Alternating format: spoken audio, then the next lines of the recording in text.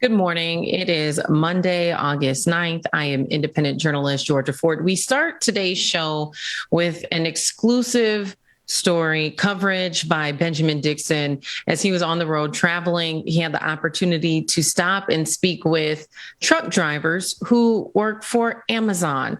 Now, we are probably, most of us, informed about their poor working conditions across the country. This is a company that has 1.2 million employees, 110 warehouses in the US, more than 185 globally, a huge employer.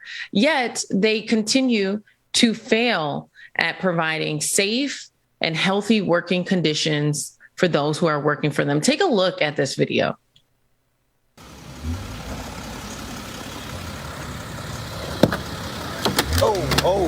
I just fell out the truck. We're gonna leave it, well, you know what? That means another worker has to get it. So I'm gonna let you come pick it up.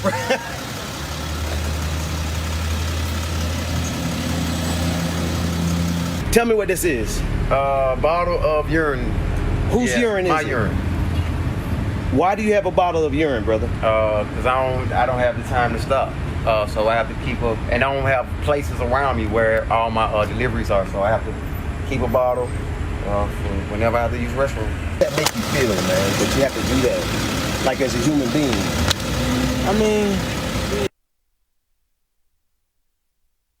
Captured by Ben Dixon, who's joining us now along with Brother Carl Mack. You guys, when you look at an employer this size, it's not a matter of whether or not they have the money to create more equitable and healthy work environments. This is a choice that they're making. And Ben, I know that you pointed this out online. These allegations are not necessarily new allegations, but allegations that should remain at the forefront of people's minds. Right, absolutely, Georgia. Good morning, Dr. Mack. The story, the reason I knew I could get the story was because I've read the story. But there's a difference, I think, in reading and seeing. And then the amount of drivers that had pee bottles, we thought it was anecdotal. We thought maybe it was a one-off. I talked to 8 drivers. 7 of the 8 drivers had either had pee bottles on them, urine bottles on them, or knew or had done it. There was only one driver out of the 8 that had no idea whatsoever what I was talking about. And he just so happened to be a white man. So, Georgia, I would say that, when we think about why this condition exists, I think it's pretty clear that the U.S., in America, we want to say we care about culture. But in fact, what we're saying is we really care as consumers about trying to get that product as quickly as we can, and as importantly, as cheaply as we can. And so when you factor those two things in, time and cost, you will have conditions like this, because if they're working off efficiency, it's about you moving and running and getting those packages in and out to the consumer as quickly as possible. And so because this is not a new story, to Ben's point, and folks have not just absolutely rattled the alarm bell, it's because in the end, what the consumer is saying, look, I feel bad about it, but get me my product and get it to me as quickly as you can, as cheaply as you can. And Ben, I'd love for you to elaborate a little bit more on how you were able to connect with these drivers, because this is not necessarily something I would think that people would really be proud to talk about. It feels a little humiliating. It feels a little embarrassing to have to talk about something so personal and to share on camera, even, conditions that you've been positioned to deal with just because you need to provide for your family. Absolutely, Georgia. There was a part of the clip where because I have tons of footage and audio and interviews. We've only shared a portion of it so far. And one of the videos, part of the video that we stopped at as we were watching it just a moment ago, was a young man who was talking about how he just felt like his voice didn't matter. What he had to say didn't matter. And I found that most of them were really nervous and embarrassed to even know that I knew about the urine bottles. They looked at me like, oh my goodness, how does he know about my shame? Well, we know about the shame, quote unquote shame, because we covered the news and we read the articles. But there's such a disconnect between what we do in politics and in media and what is actually happening in the real world that they were surprised that anybody even knew. But yeah, we knew about this months ago, but did anybody do anything about it? And now I think we have a really easy way to do something about it by everyone politely and kindly and thoughtfully and with empathy ask your drivers to show you their pee bottles, their urine bottles, so we can expose it. And Ben, I think the other thing that we have to keep in mind is, nobody wants to work in a condition like that. And here is what, typically somebody is looking at. The American minimum wage is $7.25 an hour or abouts. And now if you go to Amazon and it's like, wow, I got a chance to make $18+ an hour. So Amazon is in effect pushing this, they're pushing this condition like, look at what you are working to. And so to the point of where we should all be absolutely concerned about it, because what Amazon is most concerned about is this capitalistic society and what they can do for their shareholders, of which I was one at one time. I've certainly invested in Amazon.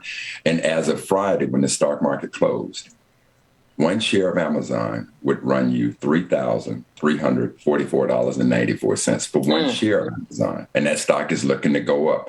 So this is part of what happens. And then if too many people complain about it, now I guarantee you, Ben, that if you take a look at the turnover rate of workers inside of Amazon, now any organization can talk about the churn of its employees, the turnover rate of its employees. I would dare say that Amazon would probably have one of the highest turnover rates of anybody. I wouldn't be surprised if it was north of literally 100%. So as long as you got that turnover rate continuously happening, you cannot have a group of people who are going to galvanize and say, let's address this, because now you got a whole set of new people coming in who once said, right, shit, I was making $7.25 an hour. Now I'm making $18+ an hour. Things are good. Well, they're good until you begin to understand the deplorable work conditions that one is subjected to, similar to this this shocking piece of footage that you just gone out there to share with us. And, I love the way you frame that, Brother Mac. And if I had to just give it a name, I'm going to call it the new boyfriend phenomenon, because they really do get away with a lot in those. And our new girlfriend, I don't care. The new relationship phenomenon is something that Amazon and a lot of businesses are able to get away with, because they know there's going to always be a new pool of labor who's excited about that new relationship until they realize how much they've been gaslit. Right. Well, and I think that's why it's so important at some point that a union is formed. I mean, we've seen this type of exploitation with other employers in the past, and usually the conditions aren't mitigated until a union is formed and you have the collective body of people in conjunction with other outside entities that can actively advocate for better conditions, better pay. And to me, I mean, when you talk about just the ability to use the bathroom, we're not in a third world country. And even if we were, we should still be actually advocating for just the basic human right of being able to access a restroom so that you can relieve yourself. I want to take a look back at this exclusive footage captured by Ben Dixon while he was on the road. I know we saw just a short clip there, 30 seconds, but there's more. Take a look at this. Where all my deliveries are, so I have to keep a bottle for whenever I have to use restroom. That make you feel, man, that you have to do that, like as a human being. I mean, how the world is going, I do what I gotta do to maintain me and mine. That's pretty much it. I can't complain too much about it, because to me, my voice don't even matter that much. Everybody. Do you have a bottle in the van? I mean, yeah, but usually I throw them out. You've had to pee in your truck before? Yes. Why? Because most of the areas we deliver in, they don't have any bathrooms around there. And not a lot of people want to stop and take time out of their route and get behind just to go pee. This is actually the second Amazon team I've worked for, and I've always done it. And you've had to do it with both teams. Is it two different states or the same state? Same state, two different warehouses. Two different warehouses, same conditions. So you figure we'll see this across the country. Yep. This is the beginning of the day, and I'm not going to hold you up. Show us what you normally have to pee in.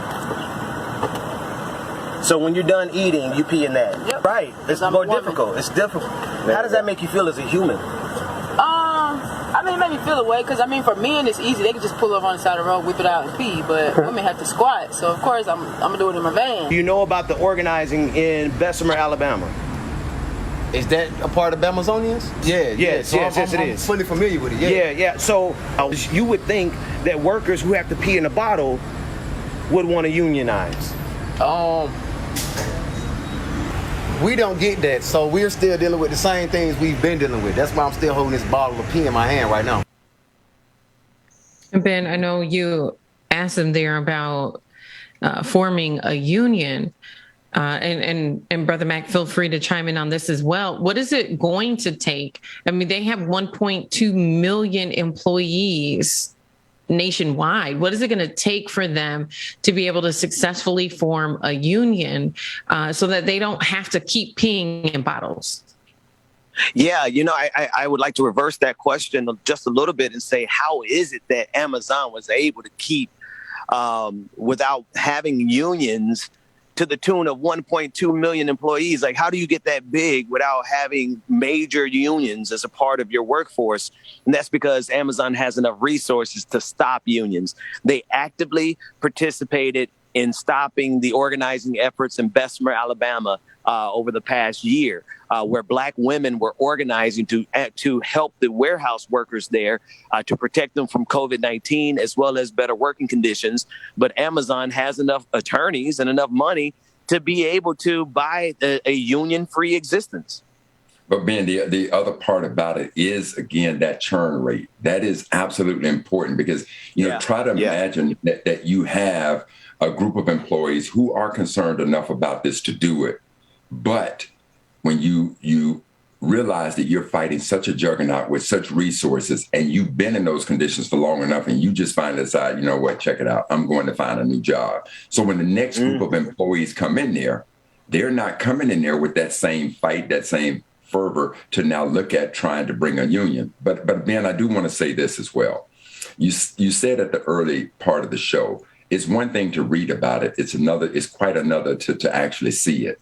And I got to tell you, nothing can be more sobering because to look at the video, to listen to them tell that story and to know that these are the work conditions that they're working on, and then juxtapose that thought to the man who founded Amazon. Yeah. And now just as a sidekick, I think I'll just take a trip into outer space at the expense of these types of working conditions.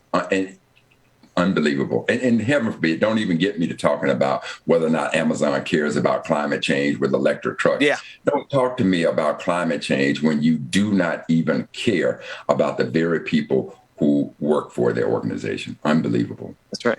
And Georgia, real quick, I want to give a shout out to Brother Christian Smalls. He's the Black brother who started organizing some Amazon workers, I believe, in a New York facility, trying to protect them from COVID-19. He got targeted by that media machine, by that PR attorney machine that is Amazon. And I've been working with him. I've been coordinating with him because I want to make sure that no matter what I'm out here doing, I'm out here just following my gut, following my instinct. But they are actually doing the organizing and the planning. So I've been able to coordinate with him to make sure that what we put out protects the workers exactly the way they need to be protected. And then I'm hoping we can get him to come on later on this week to speak with you or any of the hosts about the ongoing existing organizing efforts of Amazon workers. And so, Ben, if you don't mind, the brother that you just cited, is he still an employee of Amazon? Because clearly one of the things we do know is that when you do have employees who speak out, they become a target. So is he still working at Amazon, and how is he surviving They targeted him well. He's no longer with Amazon, and he's surviving off of a GoFundMe. We've been able to. He started the GoFundMe, and they were pretty successful. And then a couple of us influencers got a hold of it, and we've been able to just share it and make sure that he's sustained. Wow. Well, and, Brother Mac, you talked about how sobering it is to actually see the video, even though we've heard the reports, to actually see the video of it. I don't know about you guys. I have a pretty sensitive intake for some of this stuff. And so when I keep seeing that bottle of urine fall out the truck, it turns my stomach, and, it just kind of just feel that feeling like I'm about to throw up, because it's nasty. It's disgusting. It's unsanitary. Yeah. And Ben, I heard you in the video say there, I'm not picking it up. And you shouldn't have to, and really neither should they, and you look at Jeff Bezos and what he's able to do on the profits. It is just so unfortunate that you have this level of greed and capitalism that continues to fuel these working conditions for 1.2 million people. I think that we are just scratching the surface, and Ben, I'd really like to applaud you for your courage in stepping up and getting the footage that you've gotten on this story, this exclusive footage. But I feel like we're just scratching the surface. It would be interesting to get a larger pool, and I'd like to do a call out. If you know someone who works at Amazon, inbox us. We'll definitely keep your identity anonymous. But we would really, really love to hear what your experiences have been. As you see, we've blurred out the faces, the people in the video that we're showing here to protect their identity and their livelihood. So your identity will not be released. But it is very important. If you have people who work there, if you've worked there yourself, I actually had a cousin who I'm going to reach out to, who sustained an injury. And I thought maybe it was just an isolated incident, but I'm curious to know exactly what conditions were put in place so that he wouldn't be injured now, seeing these working conditions for employees, because at the end of the day, when you're looking at your employees and you're telling them that they have to deliver a package every 3 minutes, there's absolutely no way that a driver can be successful in that many deliveries while also factoring in a restroom break. It's just not feasible. Yeah. George, let me see this, Ben. I am literally sitting here having just a very serious moment, to the point that, clearly I survived in my retirement off of my investments, and Amazon has been a very good stock for folks to come into. I'm trying to ask myself right now, Carl, how could you invest in that company understanding these conditions? And so when we talk about Jeff Bezos, I need for folks to understand this capitalistic society. This man has a net worth of $193 billion. Now, we almost become kind of glazed over about $1 billion. I need you to understand what $1 billion is in simple terms. $1 billion means that you can spend $1 million for 1,000 years. $1 million for 1,000 years. And this man has 193 of those. He will not, nobody with the name Bezos ever in his lineage will ever have to work. But so these two things are resonating with me.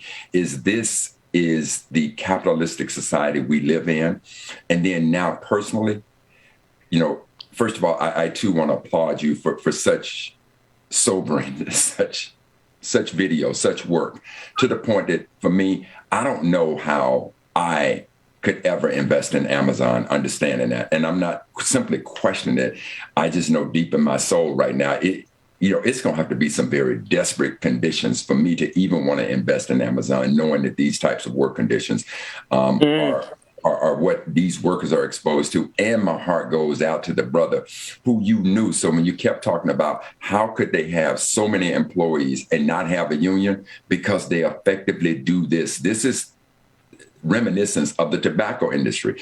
The tobacco industry knew that they could never afford to lose a case. And if they did, it would come apart. This is what Amazon does. Anybody who speaks out, they must go after them with everything they got to shut them down. And then a message is sent to everybody else.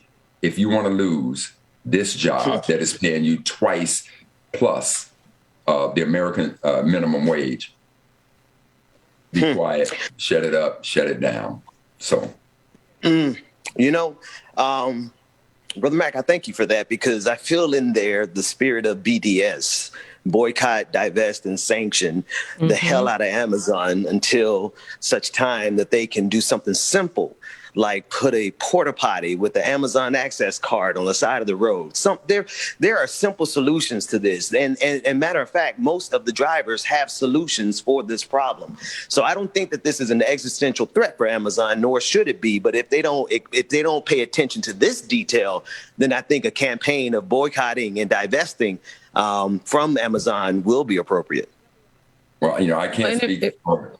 Go ahead, George. I'm sorry. Yeah.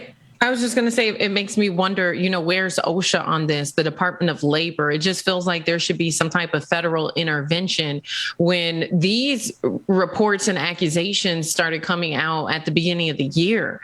And so I also want to know, where's our federal government on intervening on this huge corporation that has these poor working conditions? Because I feel like if a mom and pop shop had one report of misconduct like this, they would be shut down. And so it's important as we continue to look at the collective power that some of these corporations have to override basic employment laws. This is, it would be interesting to get a labor lawyer, employment lawyer on the line to find out what laws are being broken here. Is this legal? Because it doesn't feel like these types of working conditions meet OSHA standards. So where's the federal enforcement? Where's the federal enforcement? Why is there no intervention? And if we can't get federal intervention on this, then absolutely, I think when people, especially allies who say, I don't know what to do. I just, I'm just a school teacher. I'm just a banker. I'm just a nurse. I don't know how I can help. Well, we just heard from 3 or 4 Black Amazon employees. How you can help is either divest and make a stance with your money, put your money where your mouth is, or get on the phone and start calling the governor or the mayors where these warehouses are located. That's right. Or calling OSHA, calling the U.S. Department of Labor, submitting complaints, because no one in America, especially for a company whose CEO has that much retained profit, should be subjected to these types of working conditions. Okay, Georgia, you've done it. That's what I thought. That's what I just thought. Yeah, go ahead, bro, Mac. Okay, Georgia, let me just say this. I promise everybody within the sound of my voice, I shall never, ever buy another share of Amazon stock. That's how compelling what I just heard. Between you and that footage man, I'm saying right now, my effort on the divestment side of it, I shall never, ever buy another share of Amazon stock, ever. And I'm saying that from a person who has invested almost 7 figures into Amazon before. So shall not. Well, let me say this to the audience, because here's the dilemma. I'm only one man, and we have a great platform here, and this is amazing coverage. But we're not only fighting against the greed of capitalism, we're also fighting against this algorithm. We have to break through the algorithm. So I need every single person under the sound of my voice. This is what you can do to help. Ask your Amazon driver to show you their pee bottle. I want you to take a picture of it, and I want you to post it online, and then I want you to use a hashtag Amazon abuse. It's a statement first. Stop the hashtag Amazon abuse. If we get about 500 people posting pictures, and I know we could do that much. I may not have some of these other audiences sizes to just do it with one tweet. We can do it together. If you get the word out, we can change. This is one thing we can change. Because let me tell you, I was driving from Cleveland And let me tell you, when I pulled over and you run into those bushes, you don't care where you go when you got to go on the side of the road, right? Can you imagine how good it would be for those drivers to be able to use the bathroom? I think we could fix that. But Ben, think about this. Let's just think for 1 second that if you needed to put, since you gave the example of a porta potty, just imagine if you had to put porta potties across any area where you got large Amazon deliveries. This man has $193 billion. 193.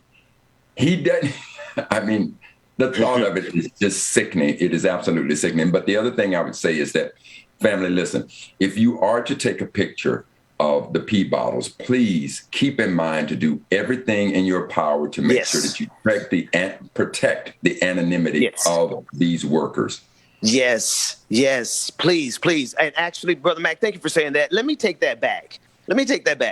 Don't put out a single photo of anybody. Send them to us we took, me and my wild ass neighbor Jimmy, when I got back in town with these photos, he insisted that he check and double check and triple check because I was telling him about it. And he's a working class dude. And he was like, Ben, you just got to make sure you protect everybody. So send the pictures to us. Send it to me, bpd@progressivearmy.com.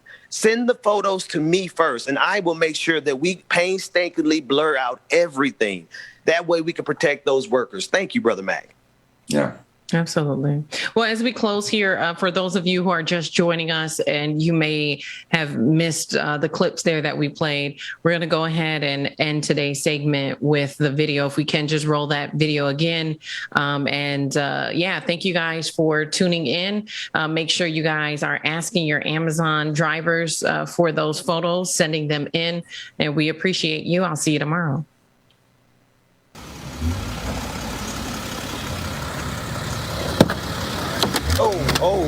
Just fell out the truck. We're going to leave it. Well, you know what? That means another worker has to get it. So I'm going to let you come pick it up.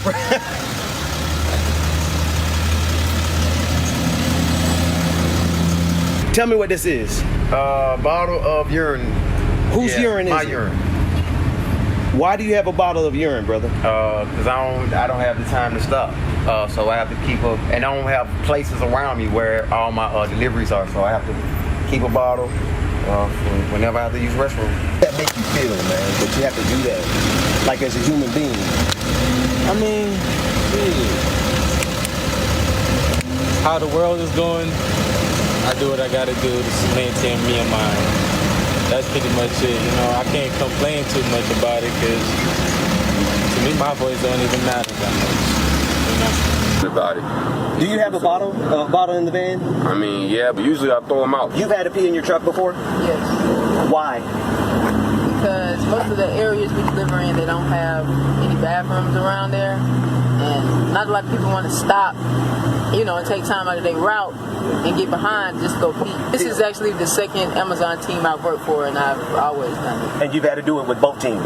Is it two different states or the same state? Same state, two different warehouses. Two different warehouses, same conditions. So you figure we'll see this across the country. Yep. This is the beginning of the day, and I'm not going to hold you up. Show us what you normally have to pee in. So when you're done eating, you pee in that. Yep. Right. It's more difficult. It's difficult. How does that make you feel as a human? It made me feel away because for men it's easy. They can just pull over on the side of the road, whip it out and pee. But women have to squat. So of course I'm gonna do it in my van. Do you know about the organizing in Bessemer, Alabama? Is that a part of Amazonians? Yeah. Yes, it is. I'm fully familiar with it. Yeah. So you would think that workers who have to pee in a bottle